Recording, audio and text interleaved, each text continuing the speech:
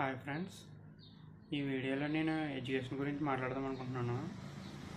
అయితే ప్రజెంట్ ఉన్న సిచ్యువేషన్లో ప్రతి పేరెంట్ వాళ్ళ పిల్లల్ని చదువుని ఫోర్స్ చేస్తున్నారు. అంటే చదువుకోవడం వల్ల అందరికీ ఏమీ ఉద్యోగాలు వచ్చేవి. దీనికి నేను ఒక ఉదాహరణ చెప్తున్నాను చూడండి. ఇప్పుడు ఐఏఎస్ పోస్టులు ఉన్నాయి. దేశవ్యాప్తంగా ఐఏఎస్ పోస్టులు అనేవి సంవత్సరానికి 900 పోస్టులు తీస్తారు ఇంచుమించుగా. అయితే మనం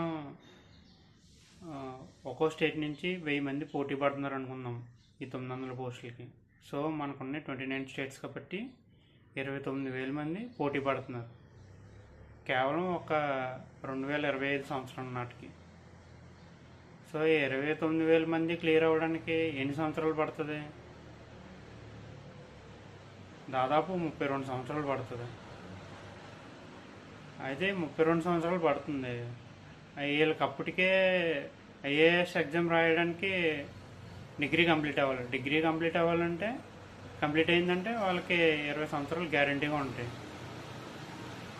సో 20 సంవత్సరాలు ఉన్న వాళ్ళకి ఈ ఐఏఎస్ ఈ 20 సంవత్సరాలు ఉన్న వాళ్ళు పోటీ పడ్డారు, ఈ 29,000 మంది. సో 29,000 మంది క్లియర్ అయిపోయినప్పటికీ వీళ్ళకి ఎన్ని సంవత్సరాలు చేస్తున్నాయి? దాదాపు 52 సంవత్సరాలు వచ్చేస్తున్నాడు. అంటే అప్పటికి వాళ్ళకి ఎలిజిబిలిటీ ఉండదనుకోండి. నేను జస్ట్ యావరేజ్ క్యాల్కులేట్ చేస్తున్నాను మీకు అసలు ఎంత పోటీ ఉంటుందన్నది వచ్చేదాన్ని ఈ జాబ్స్కి.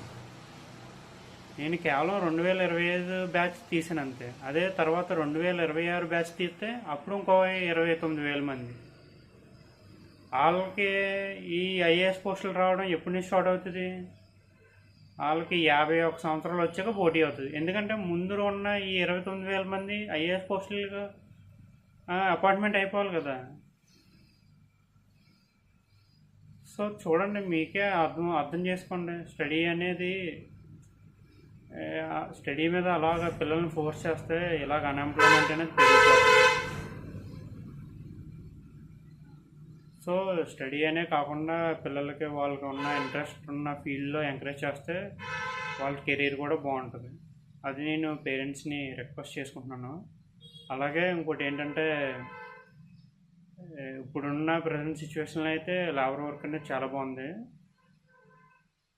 ఇంకా దీని గురించి డీటెయిల్గా ఐఏఎస్లు చెప్పారు. ఎవరంటే బాలలత మేడం గారు, అలాగే జయప్రకాష్ నారాయణ గారు.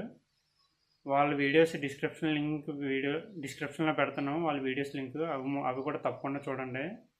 Thank you friends for watching my video.